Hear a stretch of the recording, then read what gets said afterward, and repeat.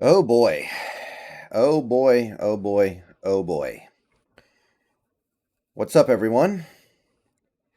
I'm making this video to report that I smell something. I smell something and I want to talk about it. I want to tell you guys about it because I want to get it on record here before the season officially ends because tomorrow we're going to have a game. We're going to be talking about the game. And then by Monday morning, the fireworks are going to have started, and whether or not the Seahawks will be launching off some fireworks of their own is likely something we will determine pretty quickly, as in within maybe the first few hours of Black Monday. So I've been feeling assorted vibes from this organization this season as things have spiraled down into this now 6 win team that might get to 7 wins, but either way, failed season. And as recently as I would say 5 weeks ago, I would have said that it looks like Pete Carroll's going to be gone next year. And as recently as 2 weeks ago, I would have said that Russell Wilson's about to get out of here. But I gotta tell you, I'm not really feeling either scenario right now. Things have changed over the last 2 weeks. And I wanted to make a video talking about this a little bit because I want to get it on record before the season actually ends.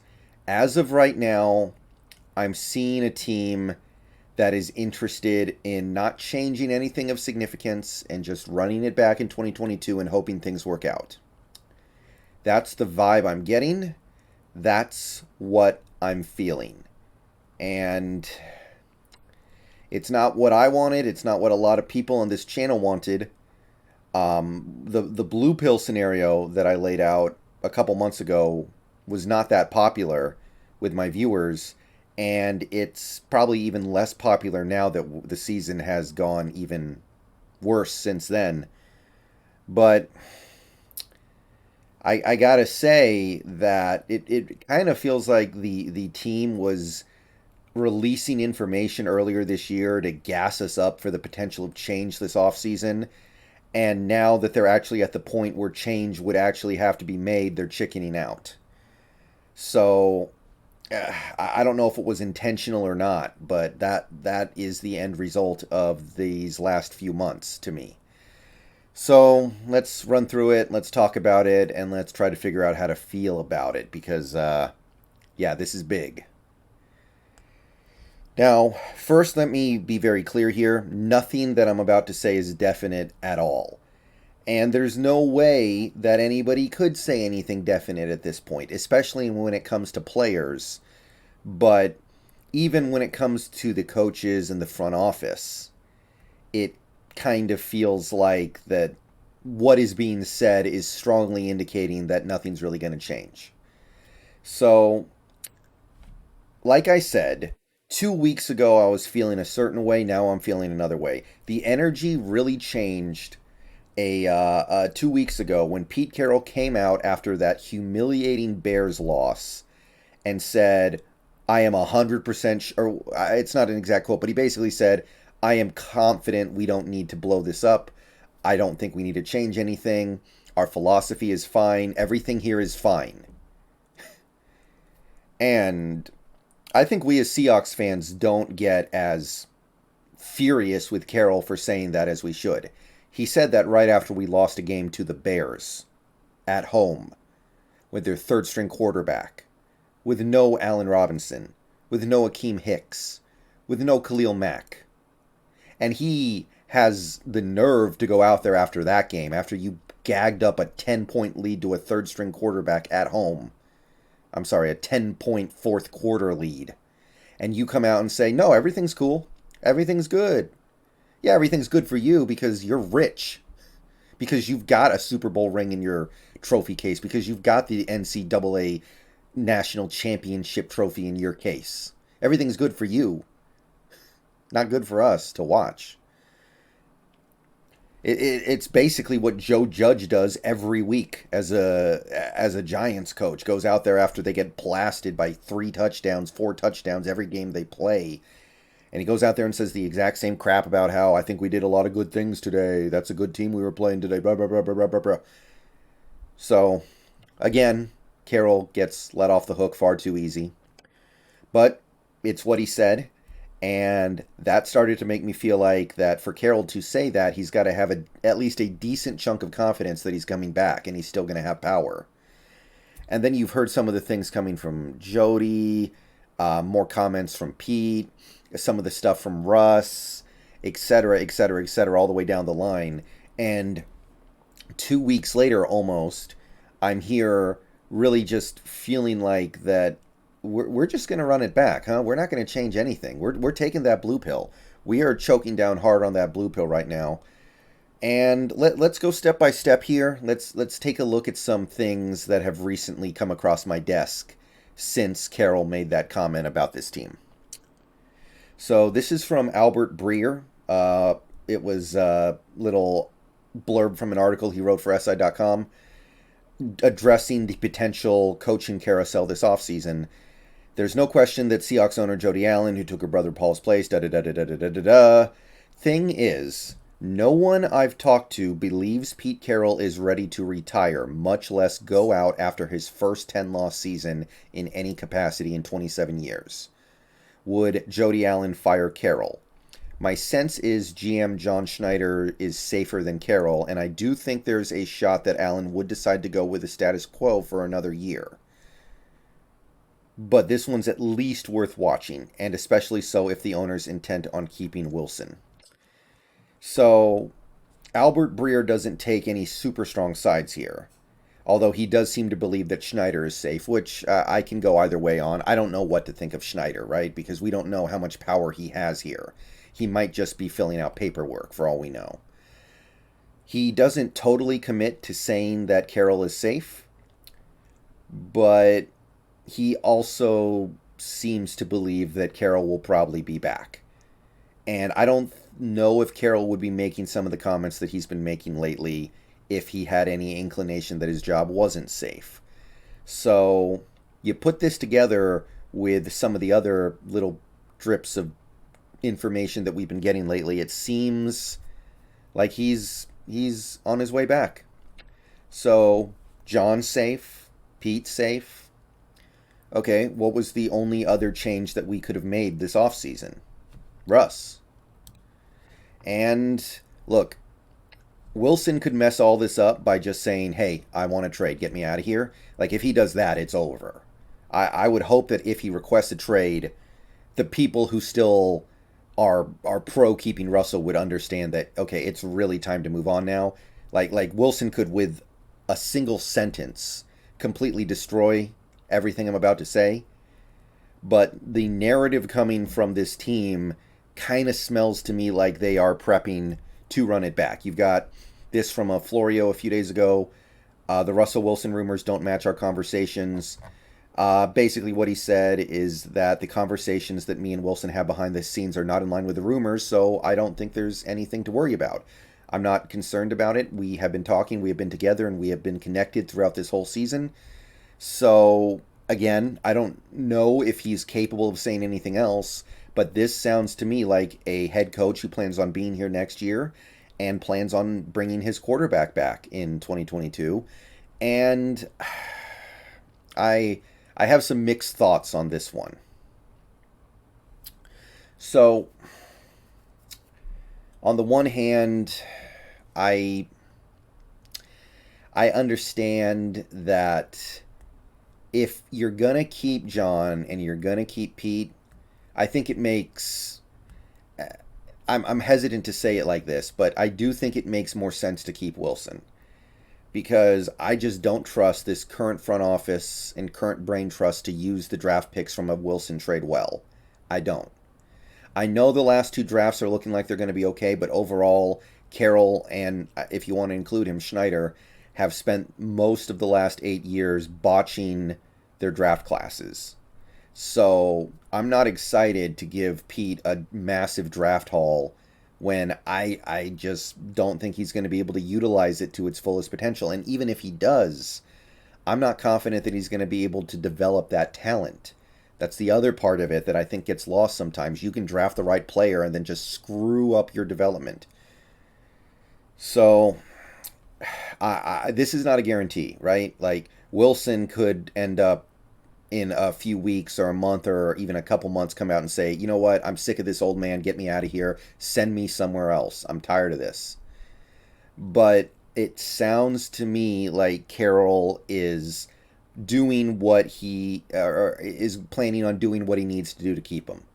And hey, that could be a good thing if it means he's going to make heavy investments into the offensive line, which we need this offseason anyway. So, from that perspective, I guess it could be good as well. But I'll say this. This Seahawks team this year had Super Bowl aspirations.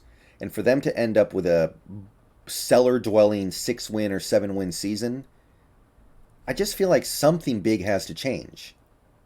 And if it's not going to be the GM and it's not going to be the head coach, really could stand to be that quarterback. At least it would give us something different. But in this scenario, I'm not sure if different would be anything that I want either, right? Like I a bunch of nice draft picks would be good, but I don't have a ton of confidence in this front office to utilize those picks.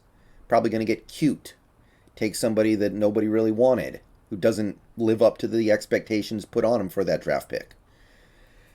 So basically, based off the things that I'm looking at, John's coming back, Pete's coming back, Russ is coming back. We're just going to pretend that this crappy season that we just had didn't happen. Nobody's going to get held accountable. Nothing's going to change. We're just going to do all the same crap and hope it goes a little differently. But what about some of the stuff down the line? We had this from Carroll a few days ago. Pete Carroll says Seahawks offensive coordinator Shane Waldron has done a great job, which sounds to me like a guy who is planning on bringing his offensive coordinator back in 2022. Now, I don't have a problem with bringing Waldron back because it's his first year. I don't think it's fair to judge him off this season at all. If you look at all the stuff Waldron had to deal with this year, a quarterback who broke his finger, he had to deal with the backup quarterback. Wilson at times really had a hard time adjusting to play within this offense. Running back injuries left and right. Like none of our running backs could stay healthy. I don't think this offensive line is built for his kind of offense. There were some things that he had to really work through. I think it's totally understandable to bring him back. I definitely don't think he did a great job. I don't think that's fair. I'm not saying the job he did was all his fault. I don't think that either, but I wouldn't call it a great job. So bringing back Waldron, whatever, that's understandable, but I'm assuming that if we bring back Carroll, not only are you going to bring back Waldron, you're bringing back Norton, you're bringing back Solari, you're bringing back Izzo, I think his name is, the special team coach. You're bringing back all these guys who are only here because of Carroll. Basically, they're Carroll guys. And in some of those cases, that's fine. Like, Solari's good. Solari's good. I don't mind bringing him back. But the point is, you're not going to see a whole lot of changes downstream either. You're not going to say, okay, Carroll stays, but we're going to get rid of all of his assistant coaches. We're going to bring in new guys. That's not the vibe I'm getting.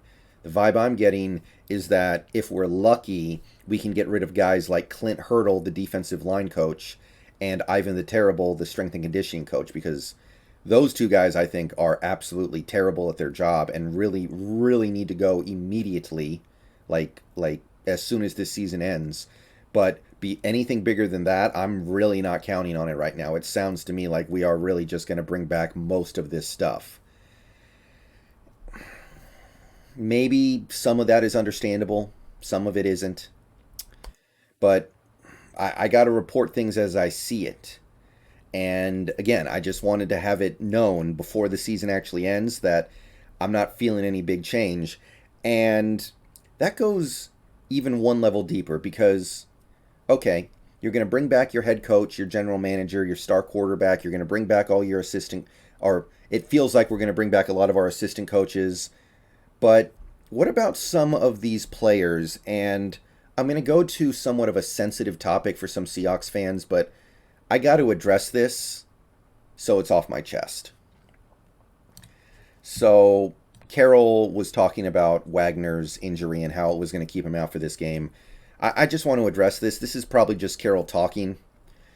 I would love Bobby to play here forever. He's been as solid as you could ever want a player to be. We've kind of grown up as Seahawks together in this program over the years, and I'd love for him to be here. I don't see why we would be thinking anything else. And Wagner had a somewhat similar quote that said, "It doesn't feel like this is my last time ever as a Seahawk." Okay. You spent a first round pick on a linebacker whose strength is playing in the middle now, what, 2 years ago. And you've got a $20 million cap hit on Wagner's head in 2022. You need to rebuild this offensive line to appease Wilson. Because the thing is, I don't know if in a vacuum Carroll would want to trade Wilson, but I also kind of suspect he's not going to want to trade Wilson because he's so old. He doesn't want to go through a long term rebuild. He wants to try to quickly throw a contender together around the quarterback that he has. That's kind of the sense that I'm getting right now. I think this decision, if indeed it is the one being made to keep Wilson in Seattle, is being made because Carroll he doesn't want to go through that again.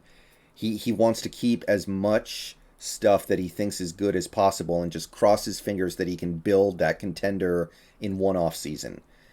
I have a feeling that if he tried to do a wholesale rebuild, he might get frustrated and just quit after half a season or something. So you need to build up that offensive line to keep Wilson happy. You need to spend your money on other things as well.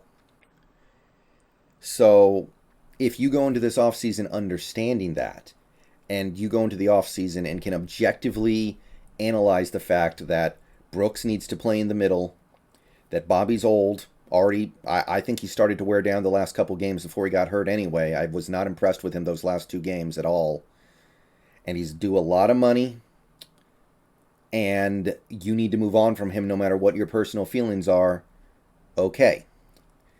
But if this sentiment carries over into the offseason and Carroll decides to bring back Wagner next year on the last year of his contract, and honestly even on a reduced salary, I hope enough of you guys can see the huge problem here at the very root of why Carroll really needs to go. This ridiculous devotion to his guys. He wants to keep a guy because he likes him. And realize there's a real problem here. When Adam Sandler wants to make a movie, he doesn't actually want to make a movie. He wants to go on vacation. He wants to go on vacation to an island. He wants to go vacation at wherever it is that people like him want a vacation. But then he goes, instead of me paying money to go on this vacation, I'm going to get them to pay me to go on this vacation because I'm going to convince a movie studio to shoot a movie while I'm on my vacation. So while I'm on vacation, I shoot a movie. The script is terrible. The humor is terrible. The jokes are terrible. There's no characters. There's nothing in the movie except a bunch of really basic, generic humor that any fifth grader could write. He's going to cast his friends to be in the movie, like Kevin James and David Spade. They're going to be there just because they're his buddies, and he wants them to get paid as well. So he's going to hire an attractive actress that he's attracted to play his wife, so he has an excuse to like hug and kiss her on screen. He's going to do all these things to help his buddies out, to make his life easier. And he's going to go to the movie studio and say, okay, I'm going to make a really bad movie. Give me $80 million so I can pay myself, pay my friends, pay the extras and the other actors, and the rest of the movie is going to be made super cheap.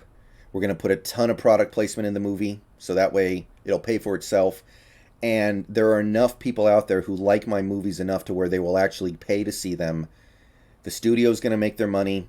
The actors are going to get overpaid to be in a role that they can play in their sleep because there's no nuance to it. They just deliver bad one-liners and get kicked in the groin, pretend, a few times. And it doesn't matter that the movie's terrible. It doesn't matter because the movie doesn't exist to be good. The movie just exists to exist so that everybody can get paid a little bit. And what's the harm, right? Because it doesn't matter if the movie's good. The only thing that matters is that enough people will pay to see the movie to justify its existence. And no matter how bad that movie is, the presence of people like Adam Sandler, Kevin James, David Spade, Salma Hayek, whatever, will guarantee that. So if Pete Carroll decides to bring Bobby Wagner back just because he likes him and he wants him to get his $20 million against the cap next season, and he's just bringing guys back, never mind the fact that it doesn't make sense for this team, then we're kind of running our team the way that Adam Sandler runs his movies, right? So, do you see the difference there? Okay? It matters if this Seahawks team is good or not. This Seahawks team is not an Adam Sandler movie. The Adam Sandler movie, if it's terrible, who gives a crap? As long as everybody makes their money, nobody's going to complain about it. The studio has nothing to complain about. They make plenty of money off that stuff.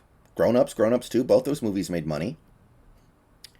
The actors, they get way overpaid for roles that are brain dead, stupid. The script writers, they get paid to write the stupidest script they've probably ever conceived of in their life. Just a bunch of one-liners and physical humor. But if this team is run like that, where you don't think about the actual quality of the product, if this team is actually run in a way that prioritizes keeping the guys that you like around you and having a good time, that matters. Because at the end of the day, the purpose of this team is to win games. So we'll see. This is, of course, just Carroll saying stuff. I don't think that Carroll just saying stuff is worth a lot of credence right now. I mean, not too long after this quote, he started babbling about how good Jacob Eason is, and yeah, right. But nevertheless, as we head into this offseason where some difficult decisions are going to have to be made, I just hope you guys are paying attention to stuff like this. I love Bobby. He's my favorite Seahawk of all time.